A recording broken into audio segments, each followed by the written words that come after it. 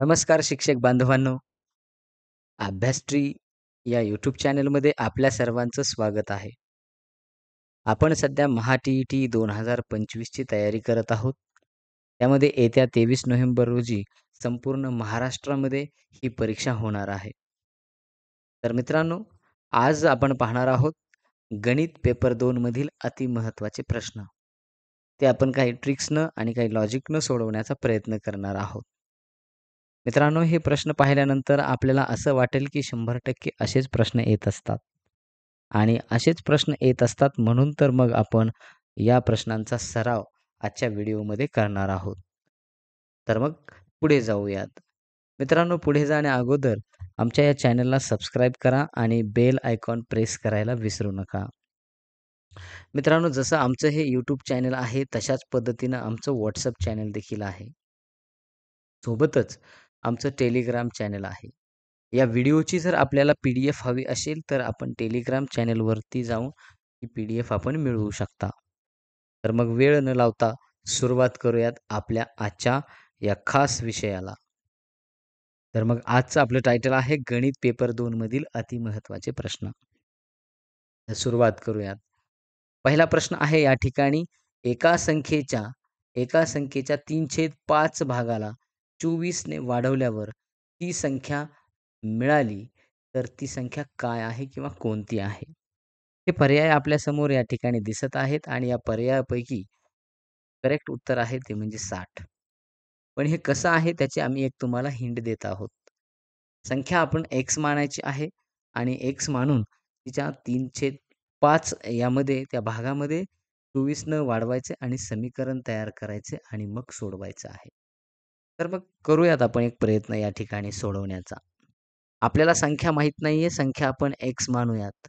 म्हणून मग 3/5x ही संख्या ह्या xच्या ह्या 3/5 हा भाग आहे तिचा आणि हिच्यामध्ये जर 24 ने वाढवले म्हणजे वाढ केली, तर आपल्याला तीच संख्या मिळते म्हणजे x मिळतंय. मग आता या ठिकाणी काय होणार आहे, तर 24 बरोबर आपण जर पाहिलं तर याला इकडे घेऊन जाऊयात. म्हणून मग आपल्याला सांगता येईल x मायनस 3/5x या पद्धतीनं. आता मग यांची वजाबाकी आपल्याला करायची आहे. तर या 5 नं ह्या xला मल्टिप्लाय होईल. हा बनेल 5x मायनस 3x/5 आणि मग या ठिकाणी 5x मधून 3x गेल्यावर 2x उरतात छेद 5 आणि बरोबर आहे पुढे 24. मग आता हे 5 काय करायचे? या 24च्या गुणाकारात घेऊन जावे लागतील. आता मग 24च्या गुणाकारात जर नेले, या ठिकाणी पाहूयात 24 120, 120 बरोबर 2x आणि मग x बरोबर 120/2 आणि म्हणून मग 120 x बरोबर 60 हे त्याचं उत्तर या ठिकाणी मिळालेलं आहे. तर अशा पद्धतीनं आपण असेच या ठिकाणी संख्या चेंज करून सुद्धा काय करू शकतो, वेगवेगळ्या प्रकारचे आपण प्रश्नांचा सराव करू शकतो. तर पाहूयात आता प्रश्न क्रमांक 2. जर x आणि y असे दोन पूर्णांक असतील, ज्यांचे x + y बरोबर 25 आणि x - y बरोबर 7 असेल, तर xy मूल्य काय असेल? मित्रांनो, हे 2 चलातील समीकरणं आहेत, जे आपल्याला 10वीच्या पुस्तकात पाहायला मिळतात. आता आपण जर पाहिलं, तर या ठिकाणी काय करायचे 2 चलातील समीकरण असेल, तर कधी-कधी यांची बेरीज किंवा वजाबाकी करून आपल्याला xची किंमत काढायची आणि नंतर ती xची किंमत आपण yच्या समीकरणात टाकू शकतो किंवा कधी yचीही किंमत अगोदर निघू शकते. हे आपण ट्राय करून पाहायचा असतो. आपण बेरीज करून पाहूयात या दोन्ही समीकरणांची. x अधिक y बरोबर 25 आणि बेरीज करूयात x मायनस y बरोबर 7. ज्यावेळेला इथं 1 आणि हा 1 मायनस आहे म्हणजे यांची बेरीज केली तर हे 0 होणार आहे. हे y मायनस y 0 म्हणून मग हे बनला 2x बरोबर. आता हा जो बनलेला आहे 32 म्हणजे xची व्हॅल्यू आपल्याला मिळालेली आहे x बरोबर आहे 16. आता ही व्हॅल्यू काय करायची आहे, या कोणत्याही एका समीकरणात टाकायची आहे. 16 अधिक y बरोबर 25 आणि मग या ठिकाणी yची किंमत आपल्याला पाहायला मिळेल ती म्हणजे इथं या ठिकाणी y बरोबर 25 मधून 16 वजा होणार म्हणजे yची किंमत येणार 9. आता हे 2 संख्या म्हणजे yची किंमत 9 आणि xची 16. तर यांच्यामध्ये काही नसतं म्हणजे गुणाकाराचं चिन्ह असतं. 16 गुणिले 9 म्हणजे याचा अर्थ संख्या आहे 144. तर अशा पद्धतीनं उत्तर मिळत असतं मित्रांनो. आपण जर थोडंसं या ठिकाणी लॉजिक वापरायचे, काही वेळेला कसं करायचं आहे त्याच्यावर थोडा समीकरणाचं तयारी आपण करू शकता आणि यावरून आपल्याला कशा पद्धतीनं उदाहरण सोडवता येतं हे देखील आपण पाहू शकतो. चला तर पुढचा या ठिकाणी प्रश्न आहे, की एका समद्विभुज त्रिकोणात आता द्विभुज म्हणजे 2 बाजू समान असलेला. आता या या त्रिकोणात एका कोणाचं माप आपल्याला दिलेलं आहे 40 अंश आणि इतर 2 कोणांची मापे काय असतील आपल्याला माहीत नाही. काढायची आहे. बघा, आपल्याला एक गोष्ट माहिती असणं गरजेचं आहे. त्रिकोणाच्या तीनही कोणांचे अंशांची माप जर कोणांचे मापांची बेरीज केली तर ती 180 अंश असते. मग आता आपल्याला 180 अंश मधून हे 40 अंश वजा करायला हरकत नाही.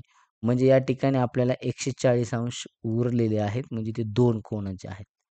आता 140 अंशामध्ये बेरीज तर आपल्याला या ऑप्शन आता पाहायचे आहे. इथे 150 होते, बसणार नाही. इथे 140 होते, इथे 140 होते आणि इथे सुद्धा 140 होते. पण आता आपल्याला काय करायचं याच्या एकतर बघा, एकतर इतकं माप आलं पाहिजे किंवा मग ते दोन्हींचं समान असलं पाहिजे. कारण एकतर तो कोन 40 असला पाहिजे. याच्यात कुठे 40 दिसतोय का? नाही दिसत. म्हणजे याचा अर्थ हे कुठंच बसत नाहीये. म्हणजे याच्यातही 40 बसत नाही आणि इकडेही 40 बसत नाही. मग 2 कोन इथं समान दिसतायत ते म्हणजे 70-70 चे. म्हणजे हा 70-70 चे 2 हे समद्विभुज आहेत आणि यामध्ये मग आपल्याला सांगता येईल थोडक्यात या ठिकाणी अशा पद्धतीनं यांची बेरीज आपल्याला पाहता येते. ते म्हणजे उत्तर क्रमांक आहे ते म्हणजे 70-70. इथे या ठिकाणी दिलेले आहे. दिलेला 40 हा तिसरा व्हर्टेक्स असल्यामुळे मग 2 समान कोन असतात.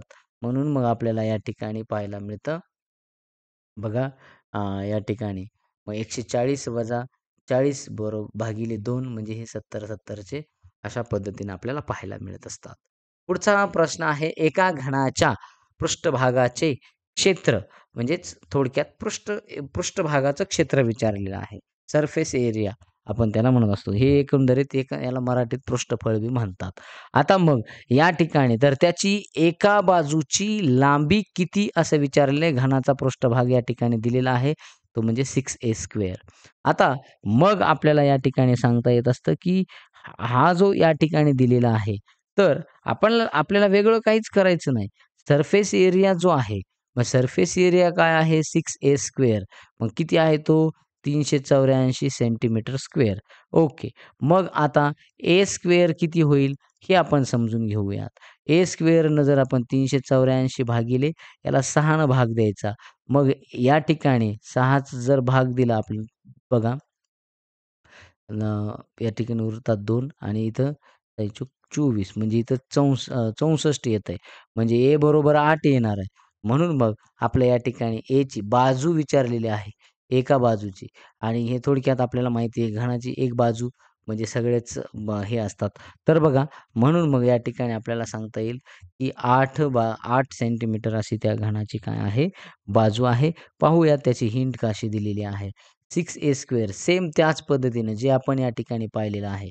बघा वर्गमुळात 64 आणि 8 मग ची व्हॅल्यू इथे या ठिकाणी 64 आहे.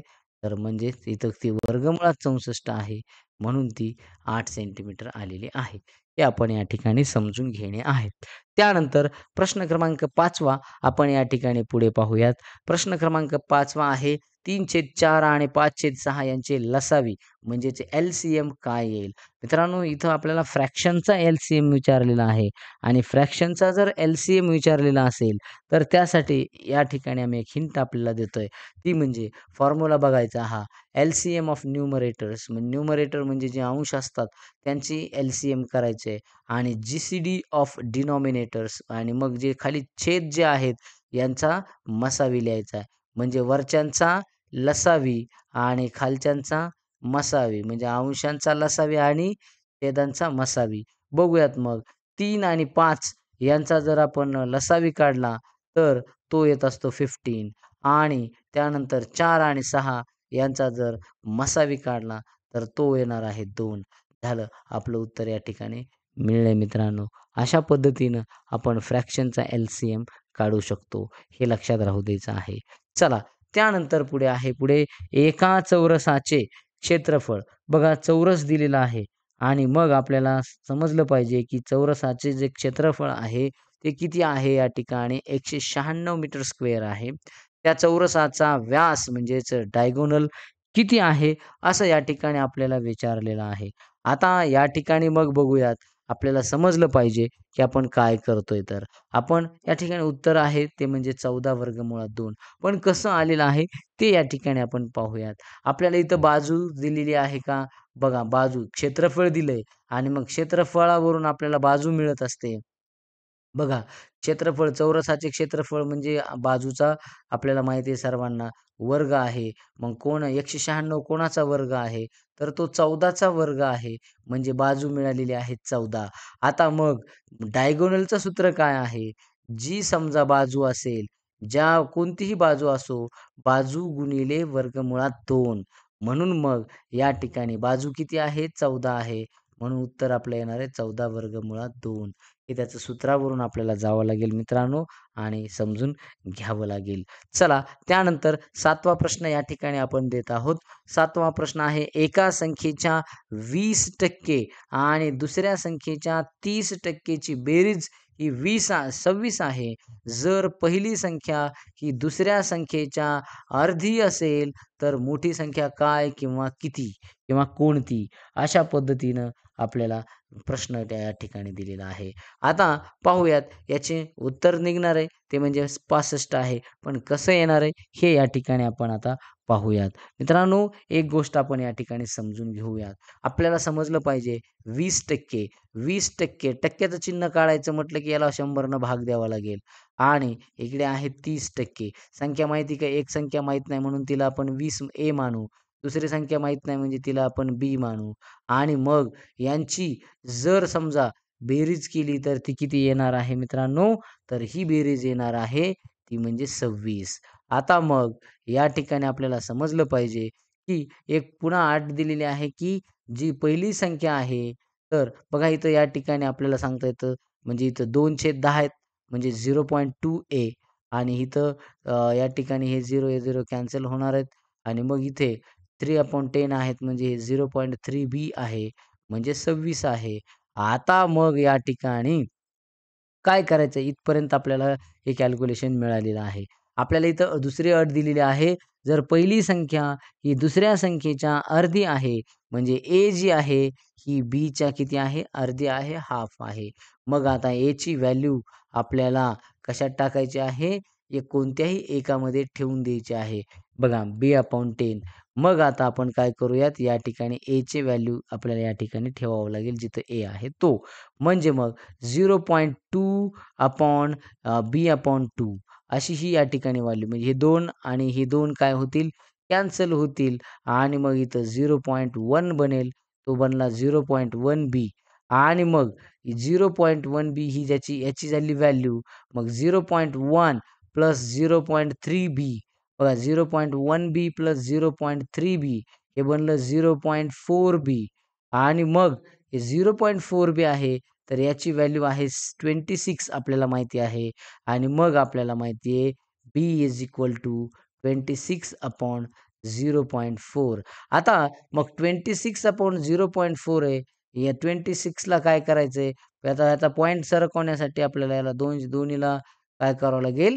10 न गुणावं लागेल आणि मग या ठिकाणी संख्या आपली तयार होणार आहे. 4 1 जा 4, 4 6 जा 24 उरले 2 आणि इथं मग 4 5 जा 20. ॲन्सर आलेला आहे 65 म्हणजे 65. म्हणून हे या ठिकाणी उत्तर 65 आलेलं आहे मित्रांनो. ही नीट आणि व्यवस्थितरित्या समजून घ्या. हे थोडंसं कॉम्प्लिकेटेड असू शकतं, पण कॅल्क्युलेशन जर आपले टाईट असतील, तर अडचण येणार नाही मित्रांनो. चला पुढे जाऊयात. यासाठी बेसिक आपल्याला शिकणं खूप गरजेचं आहे. बेसिक अगोदर मित्रांनो आपल्याला टक्केवारीचं बेसिक आलं पाहिजे. टक्केवारीतून म्हणजे आपल्याला शेकडेवारीतून म्हणजे दशांश अपूर्णांकात किंवा व्यवहार्य अपूर्णांकातून दशांश अपूर्णांकात जाता आलं पाहिजे. दशांश अपूर्णांकातून व्यवहार्य अपूर्णांकात जाता आलं पाहिजे. या ज्या काही ट्रिक्स आहेत थोडंसं समजून आपण घेतल्या पाहिजेत, की कशामुळे काय होत आहे. तर चला या ठिकाणी आपण वेळ न लावता पुढे जातोय. 8वा प्रश्न या ठिकाणी घेतोय आपण. एका नळातून एक तलाव 8 तासात भरतो. म्हणजे एक नळ आहे आणि त्या नळानं हा काय होतोय 8 तासात एक तलाव काय व्हायला लागलाय, भरायला लागलाय. दुसऱ्या नळातून तो 12 तासात भरतोय मित्रांनो. बघा आता दोन्ही काय करायचेत आपल्याला एकत्र लावायचे आहेत आणि मग एकत्र लावले तर तलाव हा जो आहे किती तासात भरेल असा प्रश्न आहे. चला या ठिकाणी आपण एक ट्रिक या ठिकाणी देऊयात. तर बघा पहिला जो नळ आपल्याला आहे तो जेवढा तास असेल त्याला काय करायचं आहे 1/8 मध्ये घेऊन जा. ओके. त्यानंतर दुसरा बघायचा आहे तो 12 आहे त्याला 1/12 मध्ये घेऊन जायचं आहे.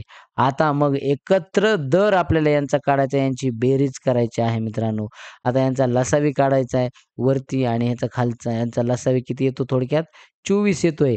मग आता या ठिकाणी 24 आणण्यासाठी आपल्याला काय करावं लागेल, याला 3 न गुणावं लागेल आणि याला 2 न गुणावं लागेल आणि मग आपल्याला इथं येईल काय ठिकाणी 3 म्हणजे इथं काय होईल 3 अधिक बघा 3 अधिक इथे काय येईल 2 येईल. म्हणजे इथं 5/24 असं येईल. आता मग हा झाला तलाव प्रति तास या ठिकाणी आपल्याला पाहायला मिळेल. मग एक तलाव भरण्यासाठी याचं काय करायचं असतो कधीही इन्व्हर्स प्रोपोर्शन किंवा इन्व्हर्स करायचं असतं, याचा व्यस्त करायचा असतो.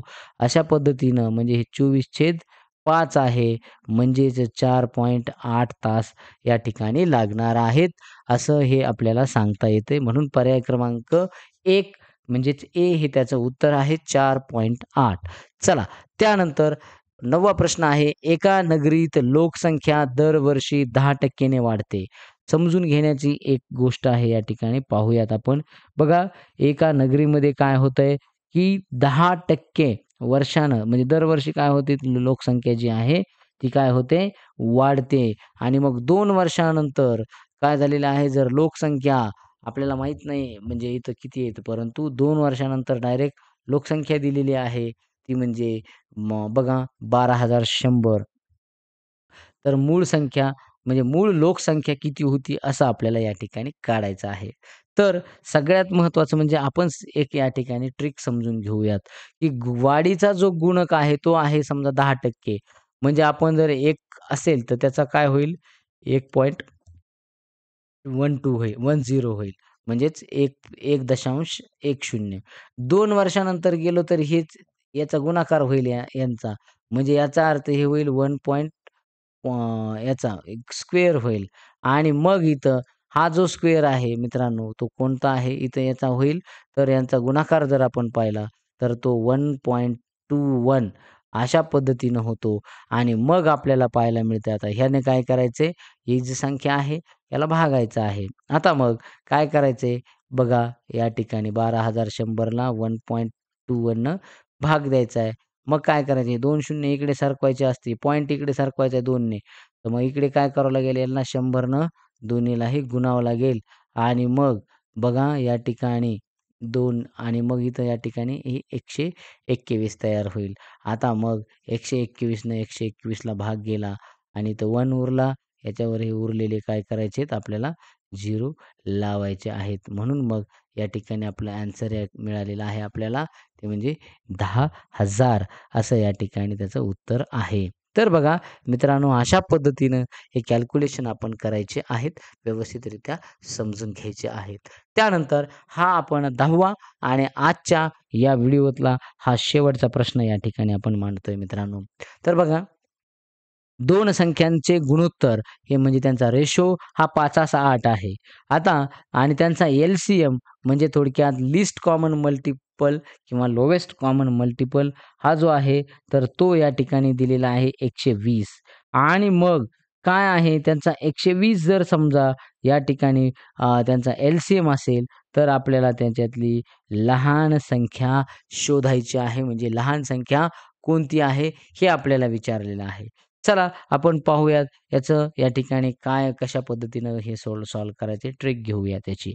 2 संख्या ज्या आहेत त्यांचा रेशो आपल्याला माहिती आहे 5:8 आहे. म्हणजे 5:8 आणि त्यानंतर त्यांना आपण 5K आणि त्यानंतर 8K असं लिहायचंय.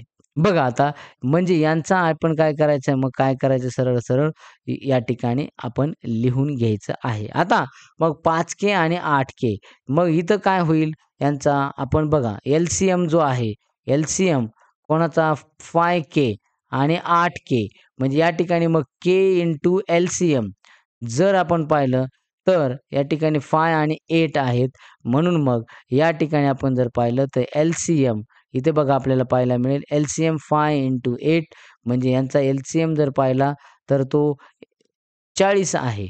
मग आता मला सांगा 40K आणि म्हणजेच बरोबर किती झाला तो 120 आहे.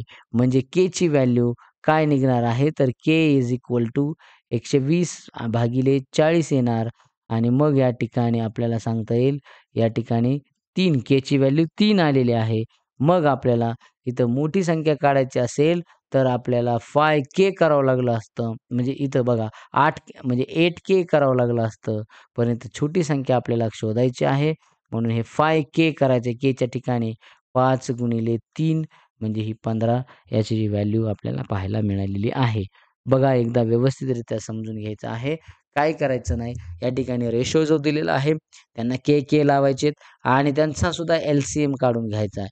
म्हणजे आपण त्यांचा एल-सी-एम किती 5 आणि 8चा तो 40 आहे. 40 एल-सी-एम असेल तर Kची व्हॅल्यू काय करायची म्हणजे 40ला सुद्धा K लावायचा आहे आणि मग Kची व्हॅल्यू आपल्याला इकडं 40K बरोबर या या या एल-सी-एम सोबत कंपेअर करा त्याला आणि मग कंपेअर करून काय करायचं आहे थोडक्यात त्यांच्या दोघांचं कंपेअर करून Kची व्हॅल्यू काढा आणि Kची व्हॅल्यू काय करायची आहे 5च्या Kच्या ठिकाणी टाकायची आहे. ते झालं त्यांचं लहान संख्या ही कोणती आहे त्यांचा गुणाकार म्हणजे 15 हे त्याचं उत्तर आहे. जर मित्रांनो आपल्याला अशा पद्धतीनं आमचे व्हिडिओ आवडले असतील तर नक्की आमच्या चॅनलला या फॉलो करा. आमच्या टेलिग्राम चॅनलमध्ये सुद्धा नवीन-नवीन अपडेट्स घेण्यासाठी जॉइन होत राहा. याची PDF आम्ही त्या ठिकाणी आपल्याला देणार आहोत आणि आपण अशाच पद्धतीनं आम्हाला सहकार्य कराल आणि आमचं जे चॅनल आहे हे आजपर्यंत आपल्यामुळेच हे सगळं काही आता म्हणजे हे चॅनल आपलं मॉनिटाईज या ठिकाणी झालेलं आहे आणि त्यामुळे बघा लक्षात घ्या आम्हाला खूप आनंद होत आहे, की आपल्यामुळे हे आपल्या शक्यतामुळे म्हणजे आपल्या ज्या गोष्टीमुळे हे शक्य झालेलं आहे. आपण जे पाहताय याच्यामुळे शक्य झालेलं आहे. म्हणून मग अशाच पद्धतीनं आम्हाला सपोर्ट करा आणि आम्ही पुढे जाऊयात आणि पुढे जाऊन आपण दुसरा व्हिडिओ या ठिकाणी देण्याचा प्रयत्न करणार आहोत. नवनवीन व्हिडिओ आम्ही तुमच्यासाठी घेऊन येत आहोत. तर त्यासाठी या ठिकाणी आपण थांबूयात. धन्यवाद. आपल्या सर्वांचे खूप खूप आभार. Thank you so much.